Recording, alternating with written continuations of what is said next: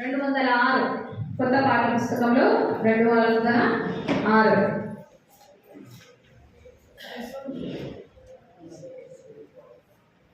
పాత పాఠ్య పుస్తకంలో 117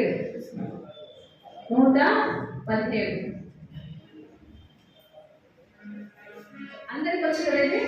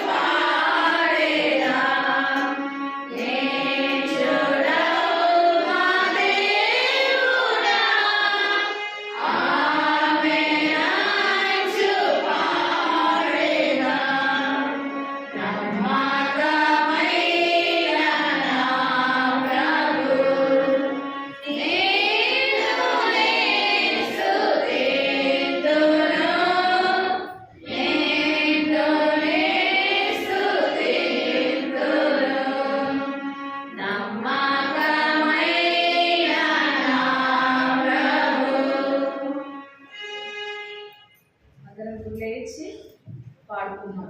ఎందుకంటే తిన్నాం కదా, కొంచెం నిద్ర వస్తుంది కాబట్టి మనం నిద్రపో, కానీ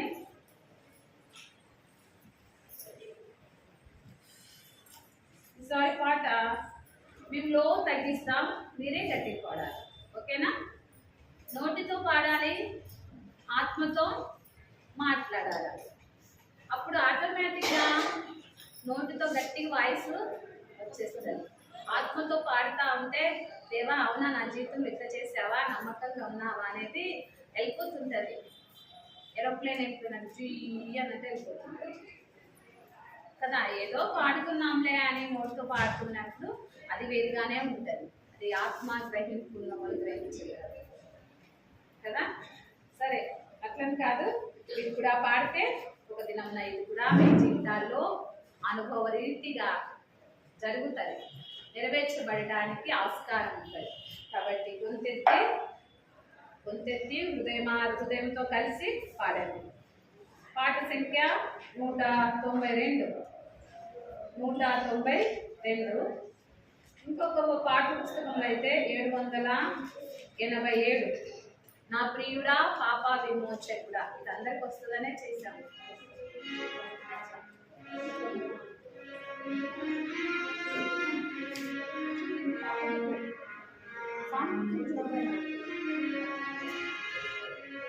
నా ప్రియుడా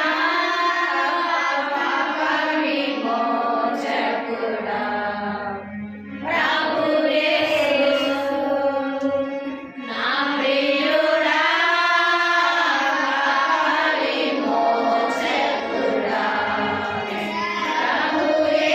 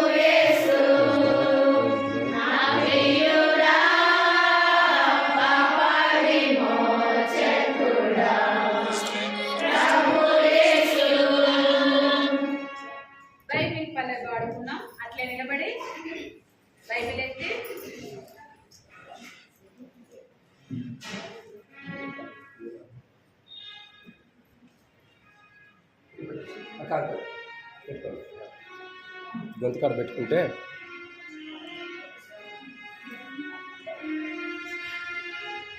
ఎవరి బైబిల్ వాళ్ళకుందా? ఓకే, ఎవరి బైబిల్ వాళ్ళకి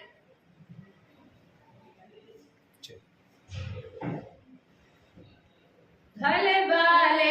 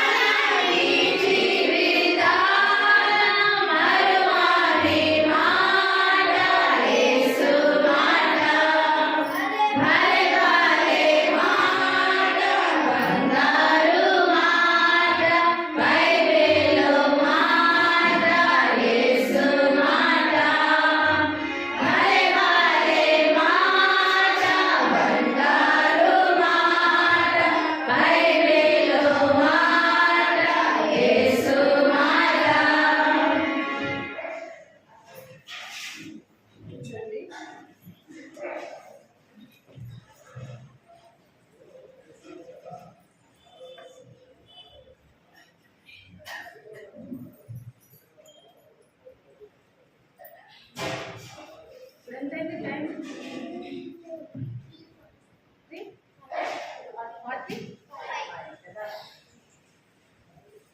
దేవుడు మరి నిన్ను నన్ను మరి ప్రేమించి ఎంతగానో మరి నూతన సంవత్సరంలో ప్రభు మనల్ని ప్రవేశపెడుతూ వచ్చారు కదా. ఎంతో మంది దినాన్ని చూడలేక మరి ఈ యొక్క సమయం చూడలేక గతించిపోయిన వాళ్ళు సంఖ్యలో అంటూ వస్తున్నారు. కానీ దేవుడు మనల్ని మరి 2024 అంతట్లో కాపాడి 2025 సంవత్సరంలో మరి జనవరి మాసంలో దేవుడు మనల్ని ప్రవేశపెడుతూ వచ్చాడు. అందుని బట్టి మనం ప్రభుని ఎంతగానో స్తుతించవలసిన వారంగా ఉంటున్నాం.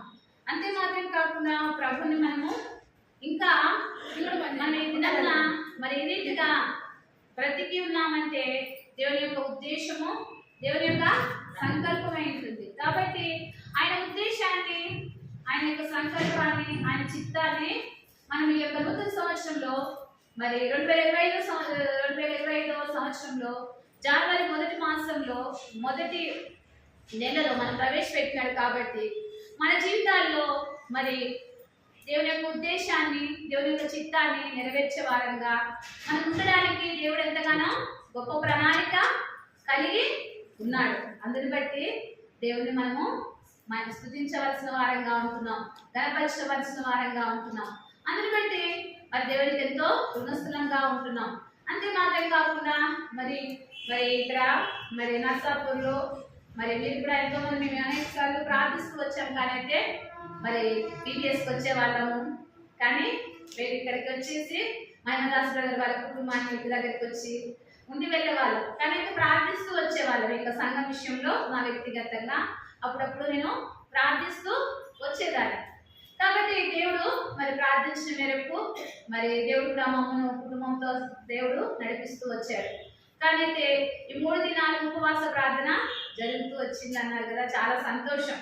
ఎందుకంటే జనవరి 2025 మొదటి నెలలో మనం ఉపవాసంతో కుటుంబాలతో సహా పిల్లలతో సహా దేవుని సన్నిధిలో ఉన్నామనుకో, మనం ఎన్నో రకాలుగా తీర్మానాలు చేసుకుంటూ వస్తాం, ప్రార్థన చేస్తూ వస్తాం.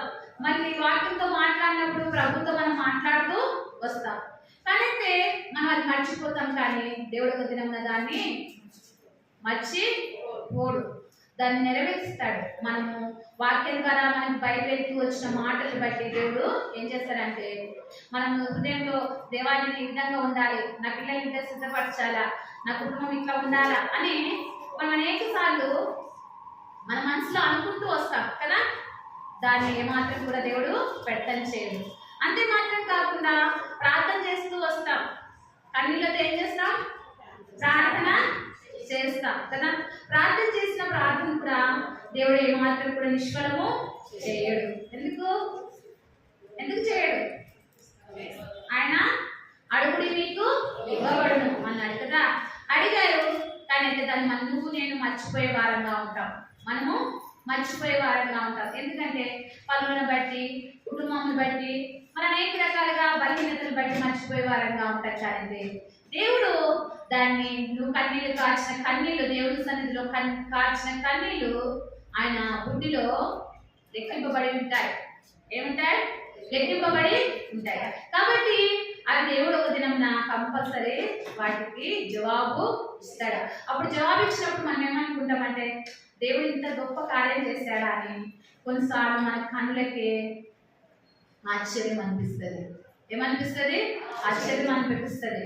అవునా ప్రభా, ఇటువంటి కార్యం చేసావా, ఇటువంటి అద్భుతం చేసావా, నేను కన్నీళ్ళు కాచిన కన్నీళ్లకు నా జీవితంలో మన గొప్ప కార్యం చేసావా అని అనుభవపూరితంగా మన జీవితంలో రుచిస్తాం. ఏం చేస్తాం?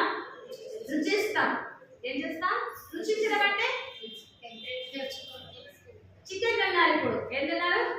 చికెన్ తిన్నారు. ఆ టేస్ట్ ఎంతుందో మీకు తెలుసు కదా. అట్లా మన జీవితాల్లో దేవునికి మనము మన అనుభవంలో దేవుడు జరిగించిన కార్యాలు ఎంత రుచిగా ఉంటాయో అవి అనుభవించిన వాళ్ళకే తెలుసు. కాబట్టి అలా రుచించడానికి దేవుడు మరి మేమందరూ కూడా 3 దినాలు ఉపవాస ప్రార్థన కలిగి ఉండడానికి దేవుడు ఇష్టపడినది కూడా దేవుని స్తుతిస్తుంటున్నాం. అంతే మాత్రం కాకుండా ఒక గ్లాస్ పెడితే బాగుంటుంది నాకు. కాబట్టి దేవుడు మరి మనల్ని ప్రేమించి, మరి సంఘాన్ని ప్రేమించి, మరి దేవుడి నూతన సంవత్సరాన్ని మన జీవితాల్లో ప్రవేశపెట్టిన ప్రభుని ఎంతగానో స్తుతించవలసిన వారంగా ఉంటాం. కాబట్టి దేవుని వాక్యంలోకి వెళ్తాం. రండి.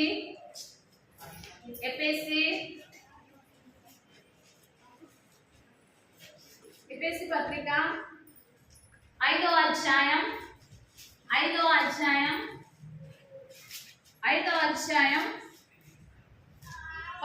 వచనం. ఎఫెసీ పత్రిక 5వ అధ్యాయం 17వ వచనం. 176 ఎవరైనా చదువుతారా?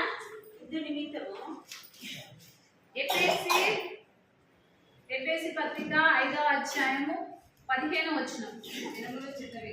దినములు చెడ్డవి కనుక మీరు సమయమును పోనీయక సద్వినియోగం చేసుకొనుచు అజ్ఞానుల వలె కాక జ్ఞానుల వలె నడుచుకున్నట్లు జాగ్రత్తగా చూసుకోండి. ప్రభు సహాయం నిమిత్తమే ప్రార్థన చేసుకున్నాం. ప్రేమలేసి ప్రభా నిపాసనలు చేసి ప్రార్థిస్తున్నాం. ఐగరి దాసరాన్ని ప్రభా ప్రోక్షణతో ప్రోక్షించి ఈ ప్రజలకు కావాల్సిన నీకు వాక్కును ప్రభా ఇచ్చిన తండ్రి, నేను బాగా తెలుగుతానని సెలక్షించగా బలహీనరాని శక్తిహీనరాని ప్రభా అసమర్థురాన్ని దేవాయిచ్చిన మీ రక్తంతో కడి పవిత్రపరిచి నీకు ఇష్టమైన పాత్రలు మీరు వాడుకుంటున్నాం. ఏసే నామం ప్రార్థిస్తున్నాం తండ్రి, ఆమేన్. ఇక్కడ మనం చూస్తూ వచ్చాము ఎఫెసీ పత్రిక 5వ అధ్యాయం 17వ వచనము. దినములు చెడ్డవి కనుక, పలకండి ఒకసారి, దినములు పలకండి, దినములు చెడ్డవి కనుక. ఎటువంటి దినాలు ఇవి? ఏ దినాలు? మంచి దినాలా? అక్కడ చెప్పండి. ఇక్కడ అమ్మోళ్ళు ఉన్నారు చాలా మంది పెద్దవాళ్ళు, ఆ చైర్లో కూర్చున్నారు. అమ్మ మంచి దినాలా? మీ దినాలు మంచివే, ఈ దినాలు మంచివా?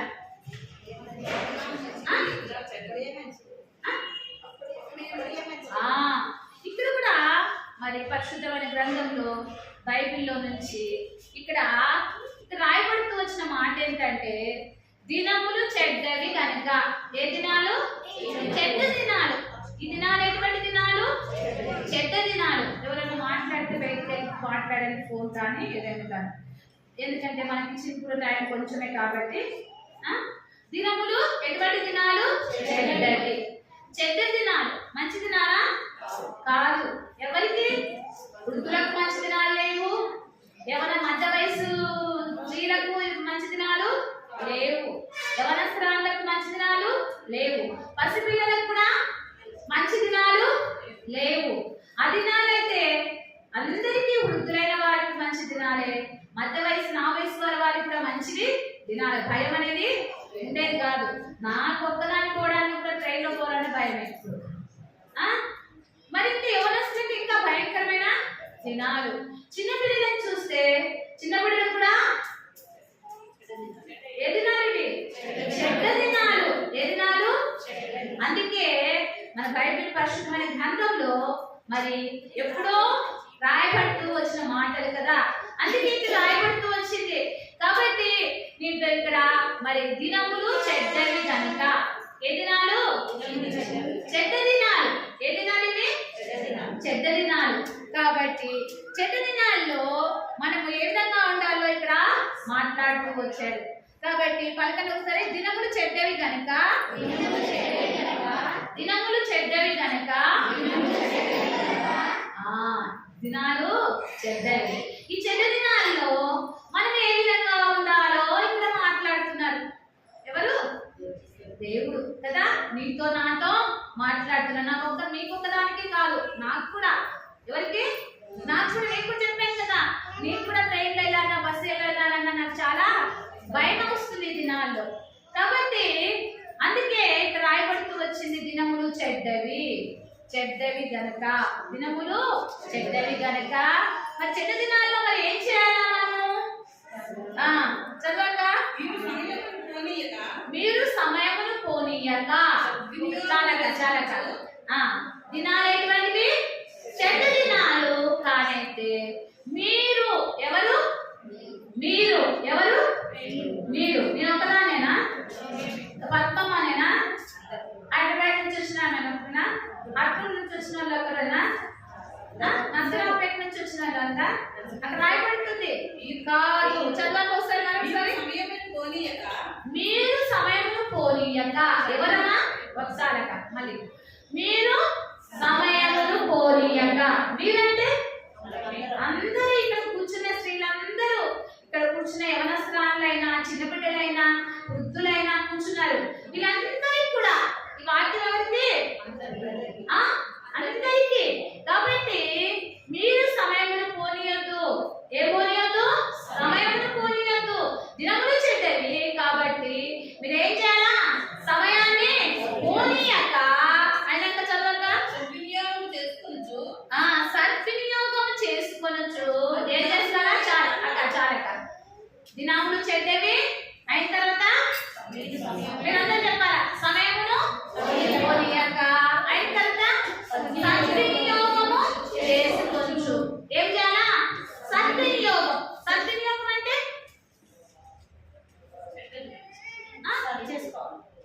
సద్వినియోగం అంటే సమయమును వ్యర్థం చేసుకోవద్దు. సమయాన్ని వ్యర్థం చేసుకోవద్దు. ఇప్పుడు అయిపోయింది, వెంటనే భోజనాలు అయిపోయినాయి. వెంటనే ఏం చేస్తున్నారు? క్లీన్ టకాటకా క్లీన్ చేసేసారు, మ్యాట్ పెట్టేశారు. వెంటనే శ్రీరామ్ మీటింగ్, సిస్టర్స్ మీటింగ్ ఏం చేస్తారు? కూర్చున్నారు. సమయాన్ని పోనిచ్చారా? పోనీలే. సద్వినియోగం ఏం చేసి పోనీయకుండా ఏం చేస్తారు? పాటలు పాడినారు, ఇప్పుడు వాక్యము వింటున్నారు. అందుకే దినములు చెడ్డవి కనుక. నెక్స్ట్, సమయమును పోనీయక సద్వినియోగము చేసుకోవచ్చు. నెక్స్ట్, అజ్ఞానుల వలె కాక. అజ్ఞానుల వలె కాక. అజ్ఞానుల వలె కాక. ఏది? అజ్ఞానం. జ్ఞానవంతురాలు తన ఇల్లు కట్టుకోను కదా. జ్ఞానవంతురాలు ఏం చేస్తుంది? ఎవరి ఇల్లు కట్టుకోవాల్సింది? స్త్రీలే. ఎవరమ్మా? స్త్రీలే కదా. ఎవరైతే వస్తున్నది? దేవుడు ఇచ్చిన జ్ఞానం. ఇంట్లోకి వస్తారు.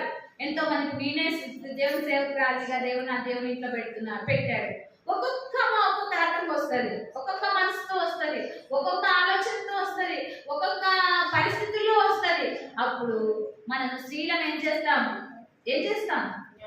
జ్ఞానం చేత ఎవరికి ఏది కావాలి, ఎవరికి ఏది పెట్టాలి, ఎవరికి ఏది ఇవ్వాలి, ఎవరిని ఎట్లా ధైర్యపరచాలి, ఎవరిని ఎక్కడ ఎవరికి ఎవరిని ఎట్లా పరామర్శించాలి, ఎవరిని ఎట్లా గద్దించాలి, ఎవరు మరి ఎవరు హెచ్చిపోతుంటే వాళ్ళని ఎట్లా తగ్గించాలి అని దేవుడు ఎవరికి ఇచ్చినాడు?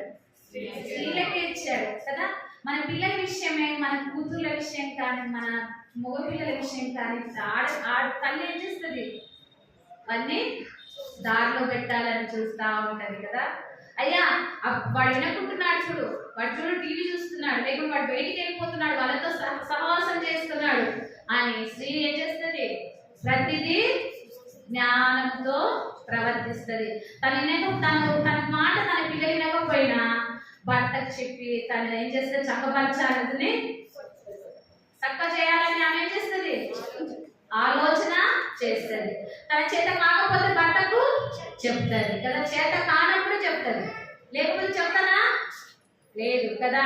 అందుకే ఇక్కడ రాయబడుతూ వచ్చింది, అజ్ఞానుల వలె కాక, చెప్పక అజ్ఞానుల వలె కాక, అక్క చదువుతుంది, జ్ఞానుల వలె నడుచుకున్నట్లు జాగ్రత్తగా చూసుకోండి.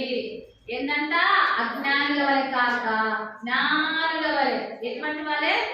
జ్ఞానులు. ఇప్పుడు ఎంతో మంది ఉన్నారు, భోజనం చేసినారు. కొంతమంది ఏం చేస్తారు? ఆ పైన తిరగొచ్చు, లేకపోతే అక్కడికి వేస్ట్ గా అక్కడ నిలబడచ్చు స్త్రీలు, లేకపోతే ఇంకొక third floor, last floor, fourth floor పై కూర్చొని ముచ్చలాడితే పాట అయిపోయింది. ఏమైపోయింది? అయ్యో పాట అయిపోయింది. సమయాన్ని పోగొట్టేసుకున్నారు, అజ్ఞానము చేశారు. జ్ఞానంతో అయ్యో ఇప్పుడు సిస్టర్స్ మీటింగ్ అంటే కరెక్ట్గా చేయ హ్యాండ్ వాష్ చేసుకొని వచ్చేసి మ్యాట్ వేసుకుంటే వెంటనే కూర్చుంటే పాటకి పాట పాడతారు. అప్పుడు పాట పాడినప్పుడు దేవుడు మనతో మాట్లాడతారు. లేకుంటే ఊరితో మాట్లాడితే ఏమైతుంది? అజ్ఞానమే. ఏమైపోతుంది? అజ్ఞానం. అయ్యో పాట పోయింది, ఏమంటాం? పాట ఫస్ట్ పాట పోయింది, రెండో పాట పోయింది. ఇంట్లో ఏదో అట్టూరులో నుంచి వచ్చి నడిచి వస్తున్నా పాట పోతే బాగుంటుంది. కానీ ఊరికి ఇప్పుడు అవుత హాల్లో నుంచి అక్కడ పోయి హ్యాండ్ వాష్ చేసుకొని పోయి పాట ఫస్ట్ పాట పోగొట్టుకుంటుంది.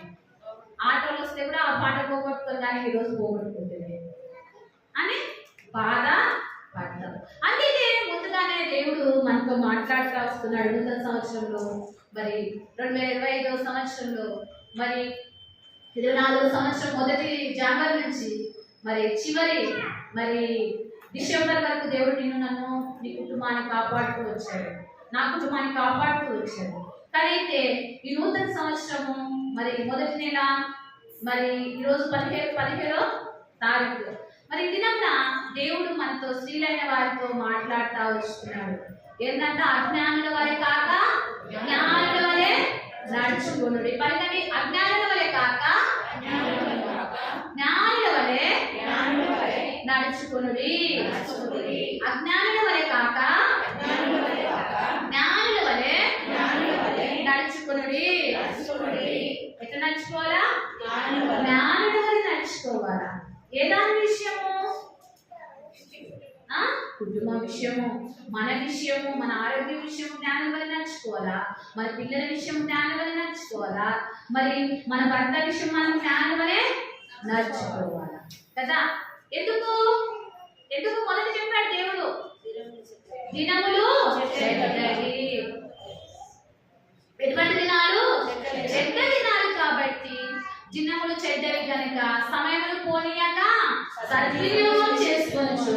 అజ్ఞానుల వలె కాక జ్ఞానుల వలె నడుచుకోండి అని మాట్లాడుతూ వస్తున్నాడు. ఎవరితో? మనతోనే మాట్లాడుతూ వస్తున్నాడు. కాబట్టి మన జీవితాల్లో మరి జ్ఞానంతో మరి ఏవైతే మనం జ్ఞానంగా నడుచుకోలేక దేవునికి ఇష్టమైన రీతిగా నడుచుకోలేకపోయినప్పటికీ దేవుడు నిన్ను నన్ను ప్రేమించి మరి యొక్క జనవరి 15వ తారీఖు మనకి దేవుడు అవసరమే పొడిగిస్తూ వచ్చాడు.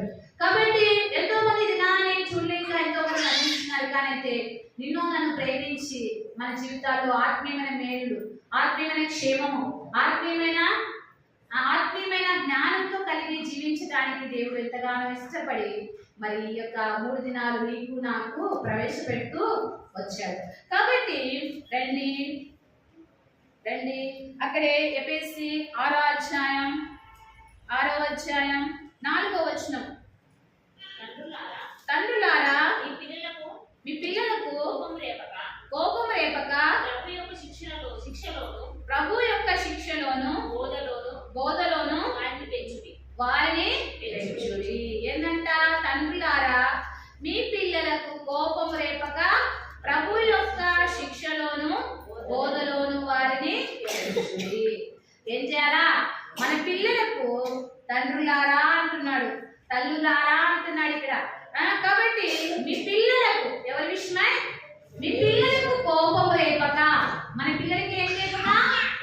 కోపం. ఏం రేపవారంగా ఉన్నప్పుడు మీ పిల్లలకు కోపం రేపక వారిని ఏం చేయాలంట? రేపక ప్రభు యొక్క శిక్షలోను బోధనలో వారిని పెంచుడి. కోపం రేపకుడు. ఏం రేపకుడు? ఈ దినాల్లో చాలా మంది స్త్రీలకు ఏమైపోయిందంటే, ఆ దినాల్లో పిల్లలతో ఎంతగానో సహవాసం చేసేవారు. పిల్లలతో ఆడవాళ్ళు ఎప్పటికీ వాళ్ళతో సహవాసం చేసేవాళ్ళు. కానీ ఈ దినాల్లో ఉద్యోగాలు అనేసి, లేకపోతే పనులు అనేసి, లేకపోతే సెల్ అనేసి, లేకపోతే టీవీ అనేసి పిల్లలను మరి మనకిచ్చిన దేవుడు పిల్లలు దేవుడు అనుగ్రహించు బహుమానం, స్వాస్థ్యం కదా. వారి విషయమే మన తండ్రులుగా ఏం చేస్తున్నామంటే వారి విషయమై మన జీవితాల్లో ఎంతగానో వారిని కోపం రేపవారంగా ఉంటున్నాం. ఏం రేపవారంగా ఉంటున్నాం? కోపం అంటున్నాడు ఇక్కడ. దేవుడు రాయబడుతూ వచ్చింది, తండ్రులారా మీ పిల్లలకు కోపం రేపక. ఏం రేపక? కోపము. అంటే ఎందుకు కోపం రేపుతున్నాం? వాళ్ళే మన అక్కడ ముందర రాయబడుతూ వచ్చింది, నీ తండ్రిని సన్మానించు, వారికి లోబడి ఉండుము అని అంటున్నాడు. కానీ అయితే మన తల్లులుగా మన బిడ్డల విషయమై మరి వారికి విషయంలో మొదటిగా కోపం రేపకూడదు. ఎందుకమ్మా? దినములు చెడ్డవి. ఏంటి? మొదటి అయితే దినములు చెడ్డవి. కాబట్టి చెడ్డ దినాల్లో ఉన్నాం కాబట్టి మన పిల్లల విషయమై మనం జాగ్రత్తగా వారి కోపం రేపక. మరి కోపం రేపడం అంటే సెల్ చూస్తుంటాం. ఏం చేస్తుంటాం? మనమే సెల్ చూస్తుంటాం. ఎగ్జాంపుల్ గా మనమే సెల్ చూస్తుంటాం. అమ్మాయి సెల్ చూస్తుంటాం, చూసి లేకపోతే టీవీ చూస్తుంటాం. ఆ పిల్లలు సెల్ చూస్తుంటారు అనుకో, అమ్మాయి సెల్ చూడవుతున్నాం ఇప్పుడు దెబ్బలు పడతాయి అని ఒకేటి వేసినాం అనుకో, వాళ్ళకి ఏమొస్తుంది? ఎందుకు? నువ్వైతే టీవీ చేస్తున్నావు, నాకేమో సెల్ చూడొద్దు అంటున్నావు కాబట్టి నాకు కోపం అనేసి వాళ్ళు రివర్స్ అయ్యి మనల్ని ఏం చేస్తారు? కొడతారు. ఏం చేస్తారు?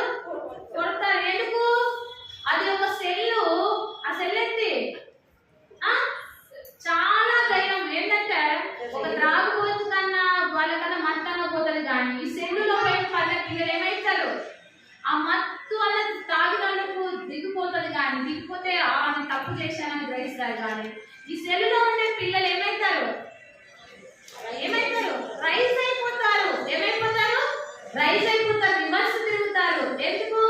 అందుకే ఈ దినాల్లో దినములు చెడ్డవి కనుక. ఏ దినాలు?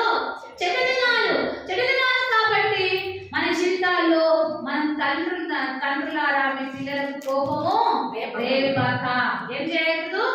పిల్లలకు కోపం రేపకూడదు. మనమైతే మరి నేను చెప్పగలను, నా జీవితంలో నాకు ఇప్పుడు సెల్ కొన్ని రోజులు అట్లా సెల్ మాట్లాడుతూ వచ్చేదాన్ని. కానీ అయితే నా కూతురు నువ్వే మాట్లాడతావు అనేసి చూస్తూ వచ్చింది. కానీ ఆ సెల్ కూడా తీసేశాను. ఒకరోజు చూసా, ఉదయం నుంచి మధ్యాహ్నం సాయంత్రం వరకు చూసింది. నువ్వు చూస్తావని దెబ్బలు వేసినప్పుడు మళ్ళీ తను నాకు రివర్స్ మాట్లాడుతూ వచ్చింది. వచ్చినప్పుడు నేను సెల్ దానికి తీసి పడేశాను. పడేసిన దినాల నుంచి ఎవరైనా సెల్ చూస్తే కూడా వాళ్ళకి బుద్ధి చెప్తుంది. ఎందుకు సెల్ చూస్తున్నా? కళ్ళు పోతే అది సైతాన్ పట్టుకోదు అని చెప్తా వస్తుంది. ఎందుకు? మనం చేయకపోతే మన పిల్లలు కూడా చేయరు. ఎందుకు? వాళ్ళకి అనేది కోపం అనేది రాదు. ఎందుకు రాదు? మనం ఏం చేస్తాం? సెల్ చూడొద్దామంటాం, టీవీ చూడొద్దామంటాం, టీవీ చూస్తాం. వాళ్ళకి అప్పుడు ఏమైపోతుందంటే కోపము రేపిన వారంగా ఉంటాం. అందుకే ఇక్కడ రాయబడుతూ వచ్చింది, తండ్రులారా మీ పిల్లలకు కోపము రేపక ప్రభు యొక్క శిక్షలను బోధనలను వారిని పెంచుడి. అప్పుడు మన పిల్లలకు కోపం రేపినప్పుడు మన వారికి ప్రభు యొక్క శిక్షలో పెంచే వారంగా ఉంటాం. అమ్మారా ప్రార్థన చేసుకున్నారా, గుడి ప్రార్థన చేసుకున్నారా అంటే వెంటనే బైబిల్ తీసుకొని వస్తాడు. లేకపోయిందనుకో ఫోన్ మాట్లాడుకుంటా వారి కోపం లేకుండా ఉంది, బయట తీసుకురామంటే వాళ్ళు ఏంటి నువ్వు ఫోన్ మాట్లాడుతున్నా నాకు బయట తీసుకురామంటావు అంటారు. మనం వాళ్ళు శిక్షించినప్పుడు మనకు వాళ్ళు ఏం చేస్తారు? లోపడరు. కాబట్టి రాయబడుతున్న పిల్లలు తండ్రులారా మీ పిల్లలకు కోపం రేపక ప్రభు యొక్క శిక్షలోను బోధనలోను వారిని పెంచుడి. ఏంటంట? బోధన వారిని పెంచాలి. చూద్దాం రండి ఒకసారి ఒకరిని. ఆదికాండం 21వ అధ్యాయం. ఆదికాండం 21వ అధ్యాయం 5వ వచనం చదవండి. అబ్రహాము కుమారుడైన ఇస్సాకుకు ఆదికాండం 22వ అధ్యాయం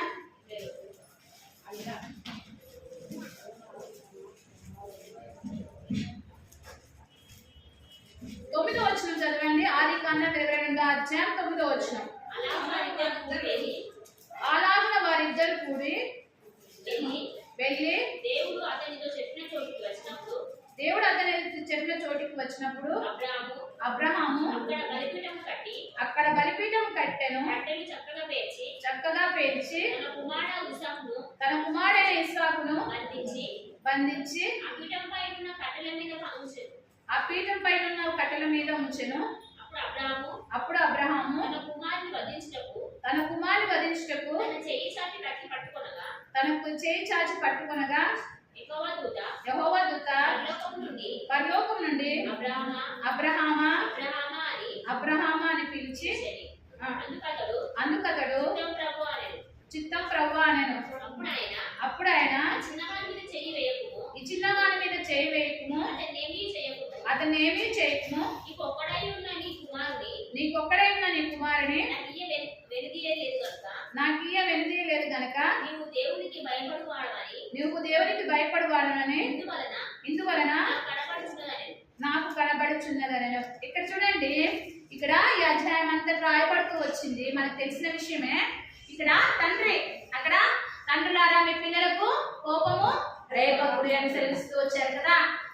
వారి ప్రభు యొక్క శిక్షలను బోధకులోని వారిని పెంచుడి. ఇక్కడ మరి అబ్రహాముకు మరి ఒక్కడై ఉన్న కుమారుని దేవుడు మరి నీకొక్కడైన కుమారుని నాకు బలి అర్పించాలా అనేది సెలవిస్తూ వచ్చాడు. చెప్తూ వచ్చినప్పుడు అబ్రహాం ఏమాత్రం తన భార్య చెప్పకుండా మరి ఈ 22వ అధ్యాయంలో మరి కుమారుని తీసుకొని మరి కట్టెలు నిప్పు అన్ని తీసుకొని వెళ్తా ఉన్నాడు. ఎక్కడికి? బలి అర్పించడానికి మోరియా పర్వతం మీదకి తీసుకొని వెళ్తా ఉన్నాడు. వెళ్తూ వస్తున్నప్పుడు ఆ కుమారుడు ఎంతగానో మరి ఇద్దరు, ఎవరు తండ్రి ఇద్దరు. 3వ వచనం చదవండి. 22వ అధ్యాయం 3వ వచనము.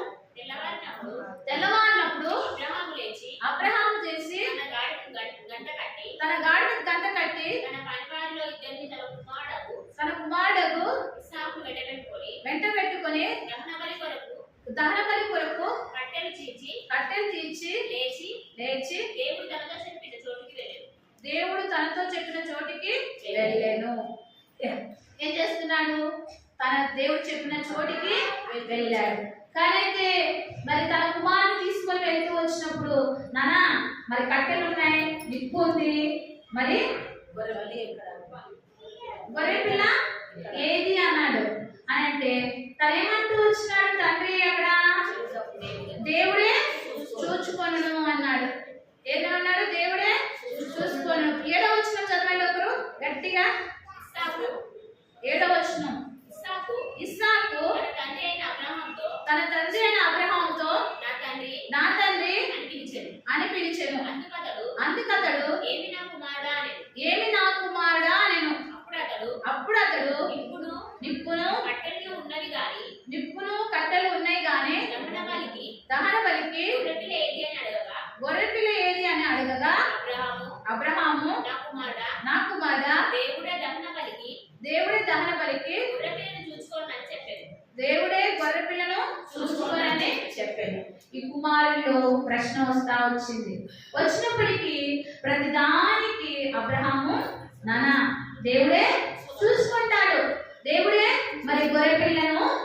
చూసుకుంటాడు నాన్న అనేసి తన కుమారునితో సంభాషిస్తూ వచ్చాడు, మాట్లాడుతూ వచ్చాడు. మొదటి వచనం నుంచి 3వ వచనం నుంచి 15వ వచనం వరకు మాట్లాడుతూ వస్తాడు. ఎవరు? తండ్రి అయిన అబ్రహాము. తండ్రులారా మీ పిల్లలకు కోపము రేపకుడి అంటే వాళ్ళు వేసిన ఈ యొక్క ఇస్సాకు వేసిన ప్రతి ప్రశ్నకు జవాబు తండ్రి ఇస్తూ వచ్చాడు. మనం ఏం చేస్తున్నాడు? ప్రతిదానికి జవాబు ఇస్తూ వచ్చాడు. నాన్న మరి మరి గొర్రెపిల్ల ఏది నాన్న? కట్టెలు ఉన్నాయి, నిప్పు ఉంది కానీ అంటే దేవుడే చూసుకుంటాడు నాన్న అనేసి అబ్రహాము తన కుమారుడితో జవాబిస్తూ వచ్చాడు. జవాబిచ్చిన దాన్ని బట్టి, సంభాషిస్తున్న దాన్ని బట్టి అబ్రహాము మరి చివరికి గొర్రెపిల్ల లేదు కానీ కట్టెలు పేర్చి మరి కట్టెల మీద పేర్చి బలిపీఠం కట్టేసి తన కుమారుని వధించినప్పటికి కూడా తన విధేయత చూపుతూ వచ్చాడు. ఎవరు? అబ్రహాము యొక్క కుమారుడు. ఎందు నిమిత్తము అంట? తండ్రి ఏం చేయలేదు? కోపం రేపలేదు. తండ్రి ఏం చేయలేదు? కోపం రేపలేదు. ఎట్లా రేపలేదు? దేవుడు అక్కడ తండ్రి అబ్రహాము ప్రతి మాటకి ఏం చేస్తున్నాడు? సమాధానం ఇస్తున్నాడు. అబ్రహాము ప్రతి దానికి నానా ఏది మరి గొర్రెపిల్ల లేదే, నిప్పులున్నాయి, కట్టెలున్నాయి అనేసి ప్రతి దానికి 3వ వచనం నుంచి 15వ వచనం వరకు ప్రతి దానికైనా జవాబిస్తూ వచ్చాడు అనేసి చెప్తూ వచ్చిన దాన్ని బట్టి సంభాషణ అంటే మాట్లాడడం. ఏం చేయడం? మాట్లాడుతూ వచ్చాడు. వచ్చినప్పుడు దేవుడు సరే మా నాన్న చెప్పాడు దేవుడే చూసుకుంటాడు అన్నాడు కదా అనేసి నిప్పు కట్టెలు మోసుకుంటే వెళ్తున్నాడు. ఎవరు? ఇస్సాకు మీద పెట్టాడు. తండ్రి ఇస్సాకు మీద పెట్టినాడు. మనకు సండే స్కూల్ బుక్ లో చూస్తే ఇస్సాకు మీద కట్టెల యొక్క మోపు పెట్టాడు. నిప్పు పట్టుకొని తండ్రి వెళ్తా వచ్చాడు. వచ్చినప్పుడు సరే అనేసి ఇద్దరు మాట్లాడుకుంటూ దేవుడే చూసుకుంటాడు నాన్న అన్నాడు. వచ్చేస్తున్నాడు అక్కడికి. సో వచ్చినప్పుడు కట్టెలు పేర్చినాడు. మరి కుమారుని కూడా బంధించాడు. అప్పుడు కూడా కుమారు ఏమాత్రం కూడా మాట్లాడలేదు. దేవుడే చూసుకుంటాడు. ఎందుకు ఇట్లా తయారు చేస్తూ వచ్చినాడు తండ్రి? కుమారునికి కోపము లేపలేదు. ఎందుకు? కట్టెలు ఇప్పుడు చెప్తాను ఎగ్జాంపుల్ గా. ఇప్పుడు నాన్న కట్టెలు ఉన్నాయి, నిప్పు ఉంది కానీ మరి ఎట్లా నాన్న మరి గొర్రెపిల్ల ఏంటి అని అన్నప్పుడు నీకెందుకు రా ఏమంటారు? నీకెందుకు? పిల్లగా ఉండు, కొడుకు తిరిగి ఉండు అని అంటారు. అది కోపం రేపడం, అది నవ్వుతుంది. ప్రతి చిన్న దానికి మనం చేస్తున్న పిల్లలను దేవుడు మంచిగా పుట్టిస్తాడు. ఏం పుట్టిస్తాడు? మంచిగా పుట్టిస్తాడు. కానీ తల్లిదండ్రులంగా పిల్లల విషయంలో అందరి విషయంలో అక్క వచ్చినావంటే బాగున్నాక, నువ్వు బాగున్నావు, వంట అయిపోయినాక, బట్టలు అయిపోయాక అని మాట్లాడతాను. కానీ పిల్లల దగ్గరికి వచ్చే లోపల మనం ఏం చేస్తాం? తల్లిదండ్రులంగా కోపం రేపే వాళ్ళగా ఉంటాం. అమ్మాయి ఏం చేసినావంటే ఏదో ఒకటి ఏమంట, ఏదో ఒకటి చేసేది వంట పెట్టి తిను అంటారు. అంటే అప్పుడు అమ్మాయికి స్కూల్కి పోయి అలసిపోయి వచ్చింటది. ఏమైతుంది? అలసిపోయి వచ్చింటాడు. ఏంది మా అమ్మాయి ఇట్లా మాట్లాడుతుంది? అందుకే తండ్రులారా మీ పిల్లలకు కోపము రేపక. ఎందుకు? దినములు చెడ్డవి. ఏంటి? దినములు చెడ్డవి. ఈ యొక్క అబ్రహాము తన యొక్క కుమారునితో మొదటి అధ్యాయం నుంచి దేవుడు ఇంకొకరైన కుమారుని తీసుకుని నేను చూపించున్నాను ప్రదేశంలోకి రా అన్నప్పుడు తన భార్యకి చెప్పలేదు, చెప్పకుండా, శారాకి చెప్పకుండా తీసుకొని వచ్చాడు. వచ్చినప్పుడు నడుస్తా ఉన్నాడు. మోరియా పర్వతం మీదకి వచ్చాడు. అక్కడ మరి రొక్కాడు, బలిపీఠం కట్టారు, వచ్చినాడు. మరి కుమారుడు కూడా బంధించాడు. అప్పుడు కూడా ఏమాత్రం కూడా కుమారుడు విధేయత చూపాడు. ఏం నాన్న నువ్వు గొర్రెపిల్ల ఏది అంటే గొర్రెపిల్ల దేవుడు చూసుకుంటాడు, నన్ను బంధిస్తున్నావా అని అన్నాడా? లేదు. ఎందుకమ్మా? ఎందుకు చెప్పాలి? మీరే ఆలోచించాలి. మీకే ప్రశ్న. ఎందుకక్క?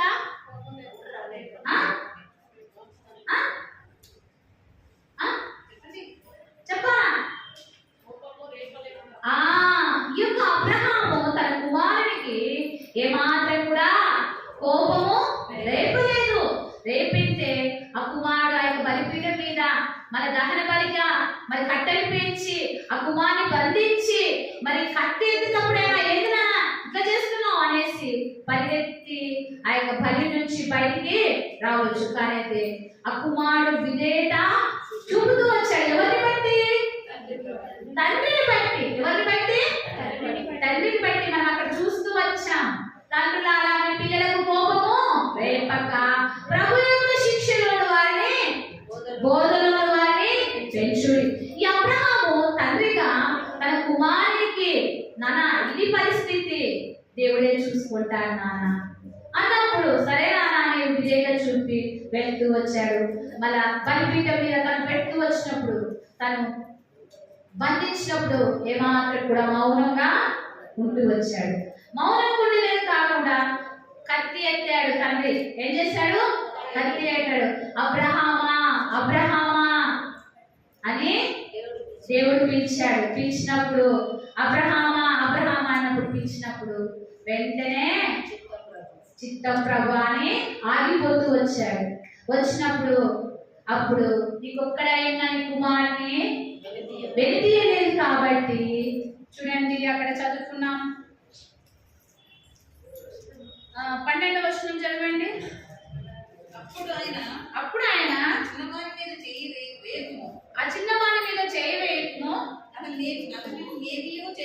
అతనేమీ చేయకుము, నీకు ఒక్కడైన నీ కుమారుని నాకు ఇయ్య వెలితీయలేదు గనుక నువ్వు దేవునికి భయపడవాడవని ఇందువలన నాకు కనబడుచున్నది. అబ్రహామా అబ్రహామా నువ్వు దేవునికి భయపడవాడు, నీ కుమారుని ఇవ్వడానికి వెలితీయలేదు కాబట్టి నువ్వు దేవునికి భయపడవాడు అనేసి దేవుడు అబ్రహాముకు తో మాట్లాడుతూ వచ్చాడు. మాట్లాడుతూ వచ్చేదే కాకుండా ఆ కుమారుడు విధేయత చూపడం బట్టి ఆ కుమారుని వధింపబడలేడు. ఎందుకు? ఎందుకుమా?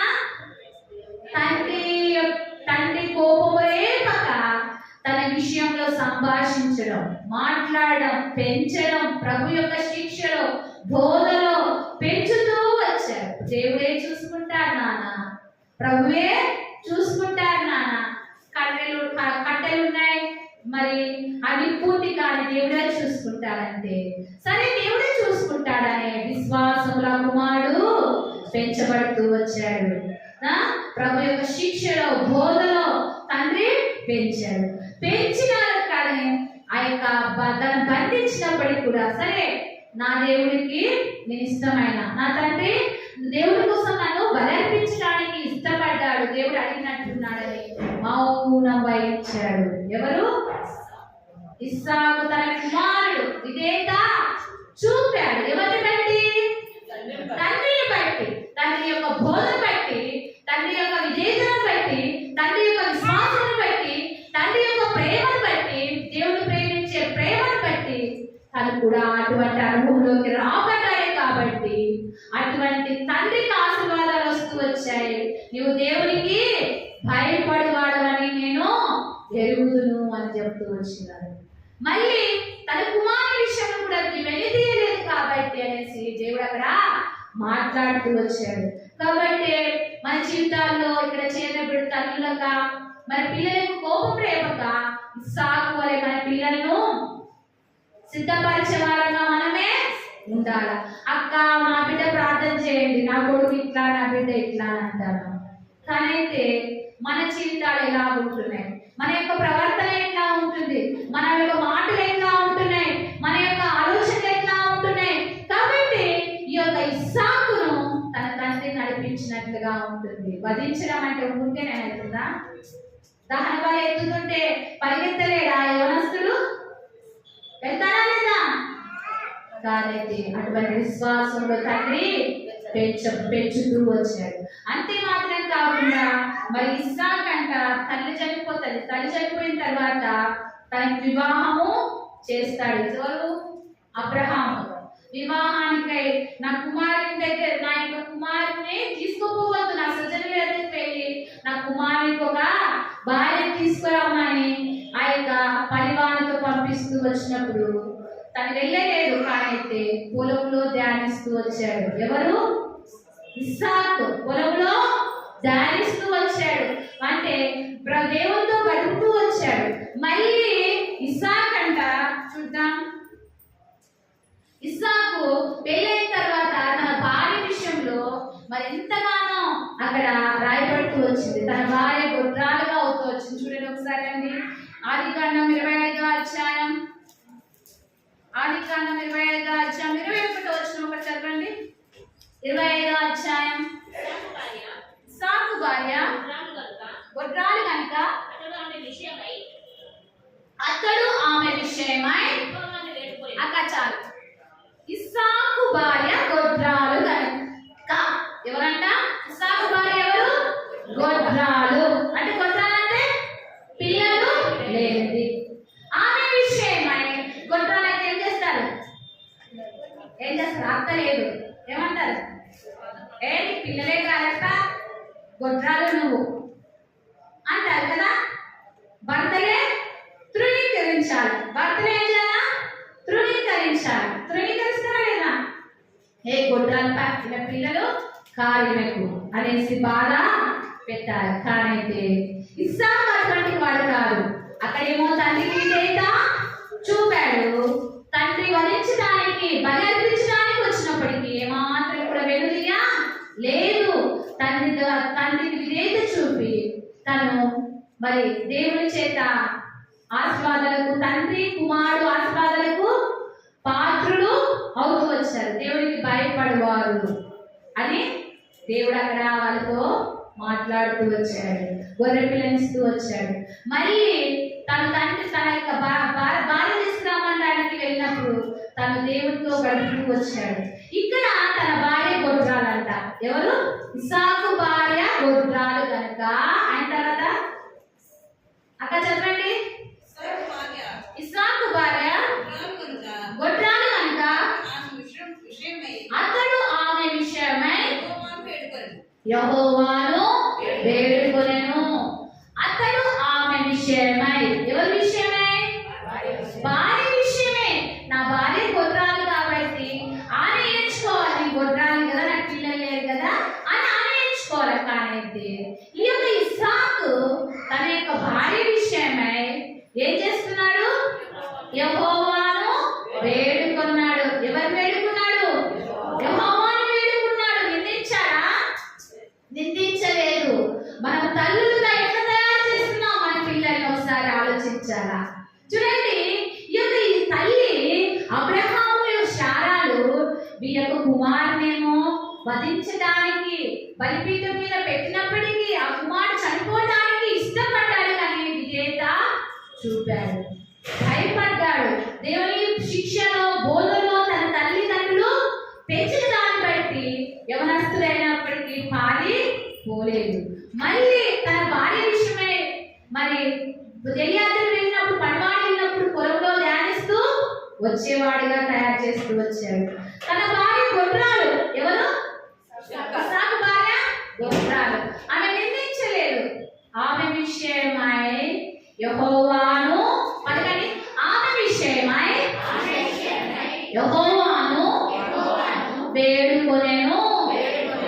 ఆమె విషయమై యెహోవాను వేడుకొనెను. వేడుకోవడం అంటే ప్రార్థన చేస్తున్నాడు. యేసయ్యా, నా భార్య గొడ్రాలయ్యా, నా భార్యకు పిల్ల దయచేరా, గొడ్డుతనం తీసివేరా, నా భార్య గర్భవతిగా చేయరా అని వేడుకుంటున్నాడు, అడుగుతున్నాడు. దేవుని ఏం చేస్తున్నాడు? వేడుకుంటున్నాడు. దేవా, నా భార్య ఆమె విషయమై రాయబడుతూ వచ్చింది. పలకండి ఒకసారి. ఆమె విషయమై యెహోవాను వేడుకొనెను. భార్య విషయమై యెహోవాను వేడుకొన్నాడు.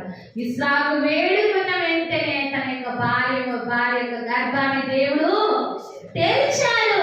నా బాధ్యత, నా భార్య నా బాధ్యత. నా శరీరంలో శరీరము, అవయవము అది బలహీనమైన గడ్డం అనేసి తల్లి తండ్రుల కోపం రేపక ఆ బిడ్డను ఇస్సాకును పెంచుతూ మరి భార్య విషయమై పొలంలో ధ్యానం చేస్తూ వచ్చినాడు, ప్రభువుతో గడుపుతూ వచ్చాడు. భార్య ఇక్కడ గొడ్రాలవుతూ వచ్చింది. ఆమె విషయమై యెహోవాను వేడుకుంటే దేవుడు ఏం చేసినాడు? చూడండి, చదవమ్మా. యెహోవా అతని ప్రార్థన వినని కనుక అతని భార్య అయిన రిబ్కా గర్భవతి ఆయను. యెహోవా అతని ప్రార్థన వినెను. మనం చాలా మంది ఆడవాళ్ళం అక్కలంగా ఏం చేస్తాం? అమ్మ ఆమె గొడ్రాలని అంటాం. అదే మన బాధ్యత. చూడండి, ఒకసారి మన కూతురికి కానీ మన కొడాలికి కానీ మనకు ఇస్సాకంట తన భార్య గొడ్రాలైతే తనకు బాధ్యత తీసుకొని యెహోవా దగ్గరికి వచ్చి యెహోవా దగ్గర అతడు వేడుకున్నాడు, ప్రార్థన చేశాడు. చేసినప్పుడు దేవుడు అతని ప్రార్థన విని ఆమె గర్భాన్ని తెరుస్తూ వచ్చాడు. ఎవరి ప్రార్థన? ఇస్సాకు యొక్క ప్రార్థన విని దేవుడు గర్భాన్ని తెరుస్తూ వచ్చాడు. ఎవరిని బట్టి ఇవన్నీ జరిగినాయి? ఎవరిని బట్టి ఇవన్నీ జరుగుతూ వచ్చినాయి?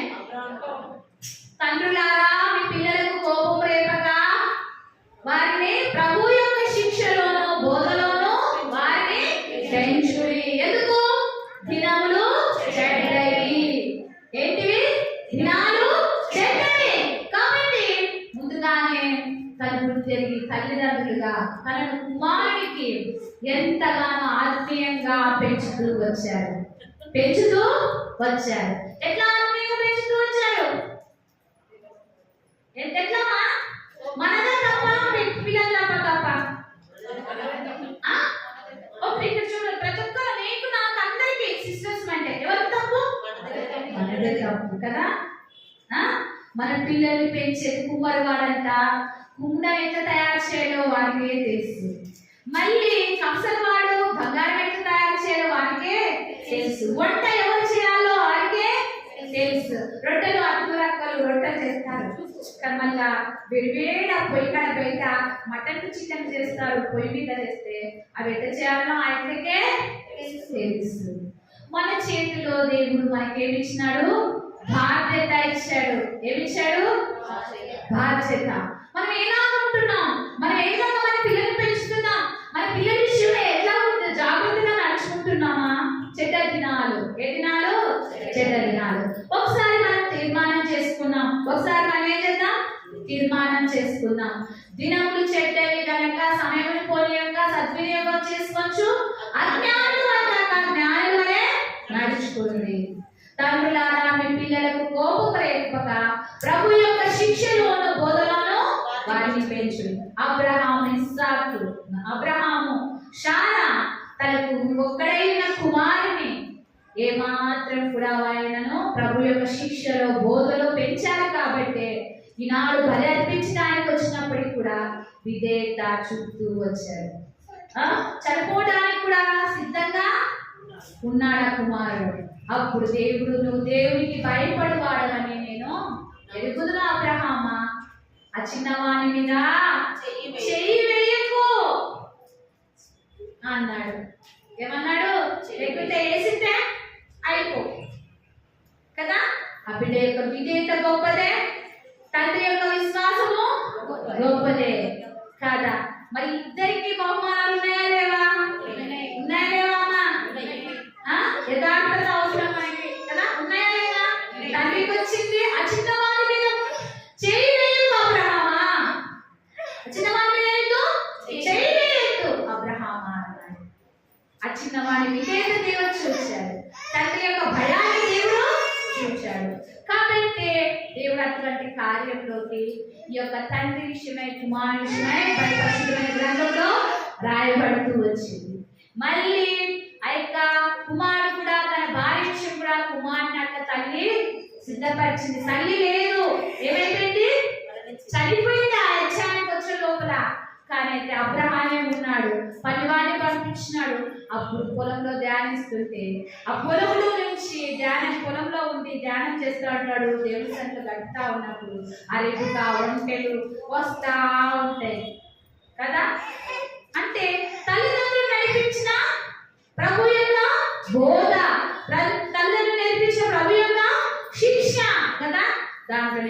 వచ్చిన భార్య పుట్ట ముసుగు వేసుకుంది కదా, ఏం చేసుకుంది?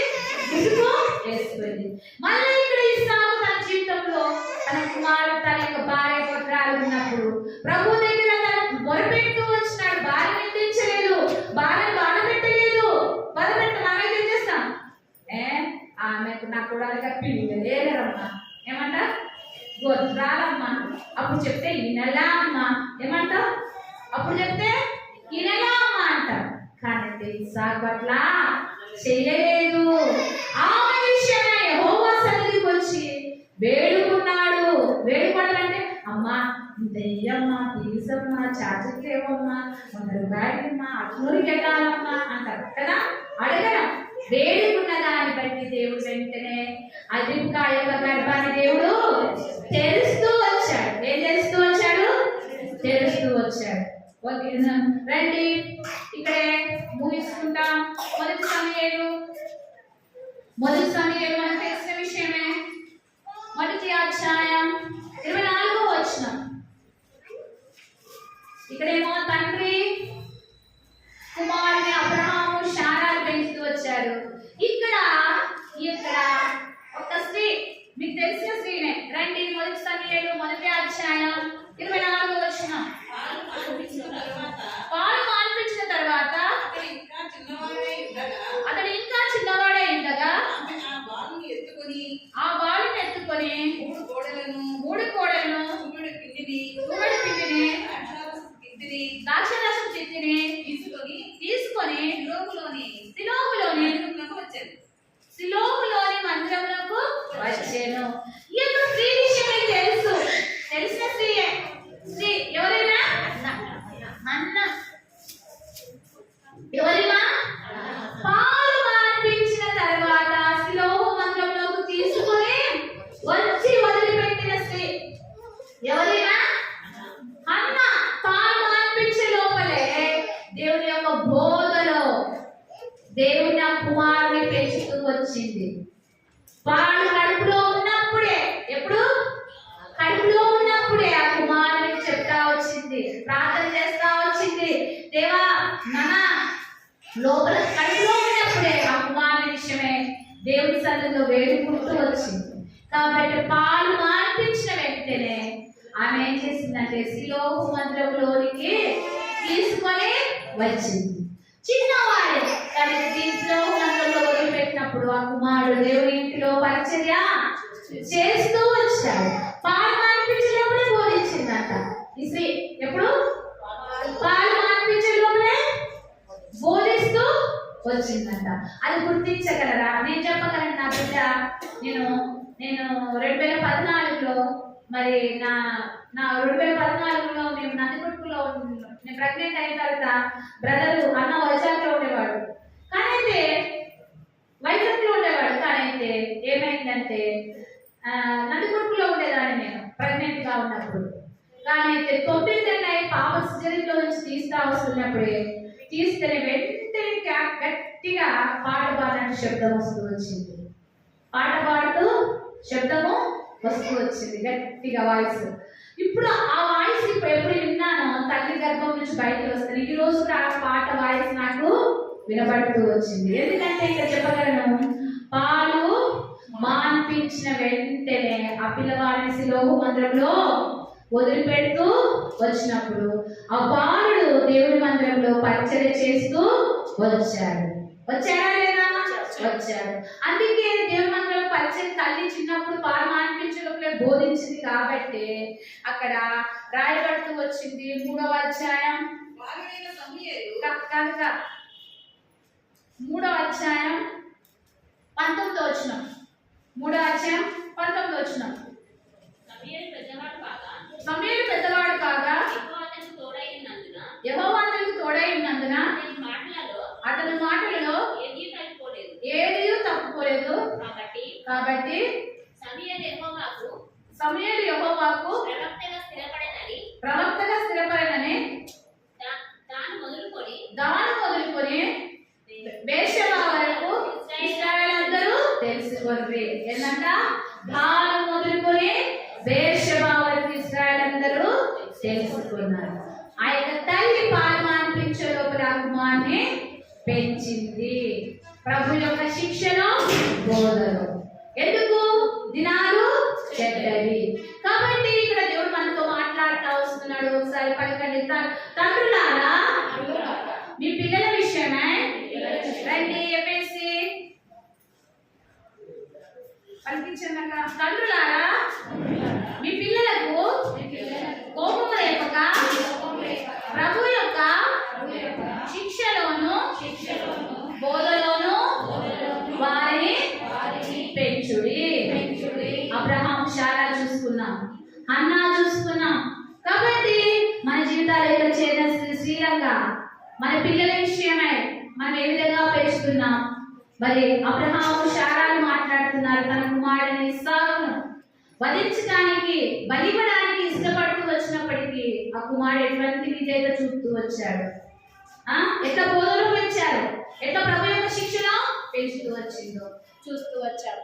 మళ్ళీ ఇస్సాకు తన భార్య గొడ్రాలుగా ఉన్నప్పుడు యెహోవా దగ్గరికి వెళ్ళి తను వేడుకున్నప్పుడు దేవుడు అతని ప్రార్థన ఆలకిస్తూ వచ్చాడు. తల్లి పెంచింది. తల్లి లేదు, ఏం లేదు, తల్లి లేదు, చనిపోయింది. అయినప్పటికీ తన యొక్క ఆత్మీయమైన ప్రభు యొక్క శిక్ష బోధ, తల్లి నేర్పించిన బోధ తనలో బీజము ఉంది. కాబట్టి భార్య విషయంలో నిందించలేదు, భార్య విషయంలో బాధ పెట్టలేదు కాదు.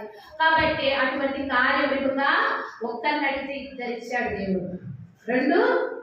ఇద్దరు కుమారులు వస్తూ వచ్చాయి. మళ్ళా అన్న పెంచుతూ వచ్చింది. పాలు మాన్పించిన వెంటనే దేవుడి మనసు లోకమందిరంలోకి తీసుకొచ్చింది. కానీ అయితే ఆ కుమారుడు దేవుడింట్లో పరిచయం చేసి దాని మొదలుకునే వేశ్యభా వరకు ఎంతో ప్రవక్తగా ఇశ్రాయేలు అందరూ తెలుసుకుంటూ వచ్చారు. కాబట్టి మనకు చేరిన తల్లులుగా మన పిల్లల విషయమై మనం ఏ రకంగా వారిని పెంచుతున్నాం? పిల్లలకు కోపపడేవారుగా ఉంటున్నామా? ప్రభు యొక్క శిక్షణ పెంచుతున్నామా? ప్రభు యొక్క బోధన వారిని నడిపిస్తున్నామా? ఒకసారి మనం పరీక్షించుకొని పరిశోధించుకొని వాక్య తెలుగులో నీవు నేను తీర్మానం చేసుకొని ప్రభు యొక్క సన్నిధిలో నుంచి వెళ్ళడానికి ప్రభు సహాయపడును గాక. దేవుడి యొక్క వాక్యాన్ని దేవుడు దీవించును గాక.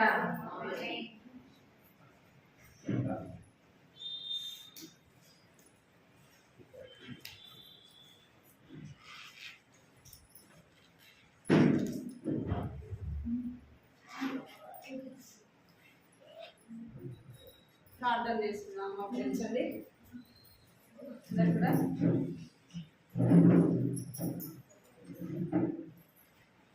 మోకరించండి అందరూ.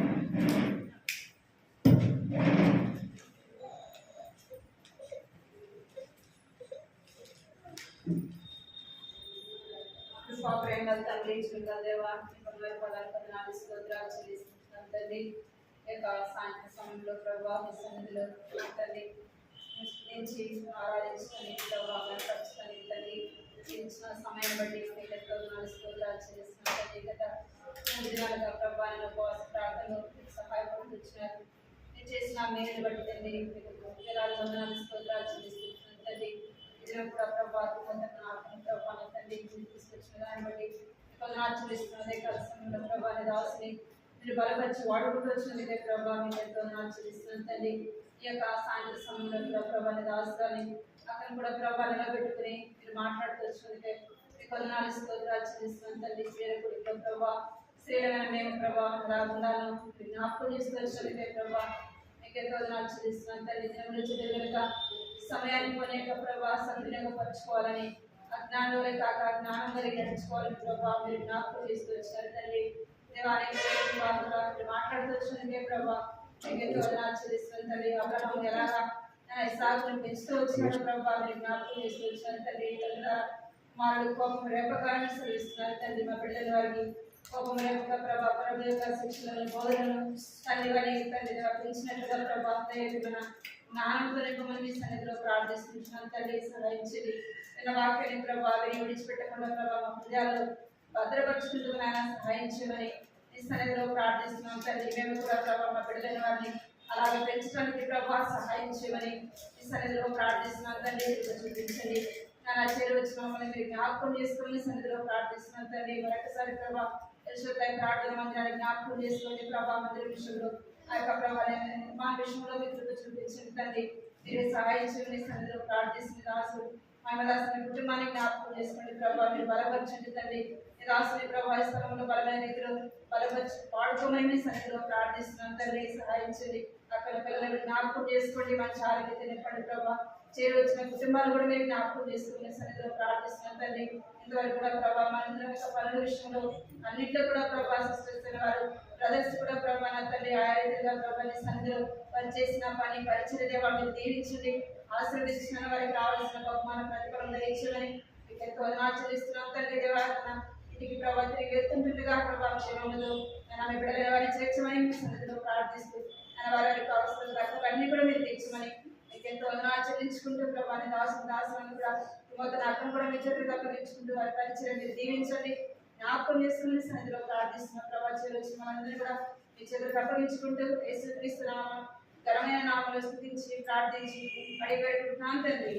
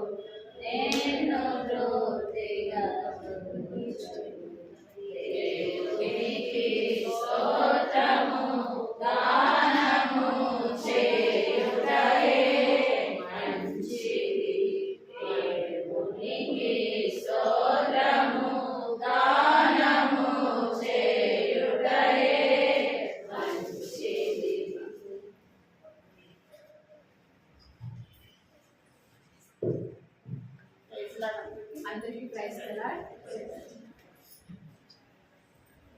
దయచేసి గమనించండి, వచ్చిన వారందరూ కూడా మరి చిన్న రిఫ్రెష్మెంట్ లాగా బటర్ మిల్క్ ఉంది. అందరూ కూడా తాగి ఉంటారు. చక్కగా ఒక గ్లాసు ఏంటంటే బటర్ మిల్క్ తాగేసేసి ఎవరి వాళ్ళు ఇంటికి బయలుదేరి అనేది మరి ఇంటికి వెళ్ళిన తర్వాత కూడా ప్రార్థన ఇప్పుడు ఏవైతే ప్రార్థన జరిగినాయో వీటి కొరకు మళ్ళీ ఇంటికాడ కూడా ప్రార్థన చేయండి. ఉపవాస ప్రార్థన కాదు కానీ వ్యక్తిగత ప్రార్థన జ్ఞాపకం చేసుకుని ప్రార్థన చేయండి. అందరికీ వచ్చిన వారందరూ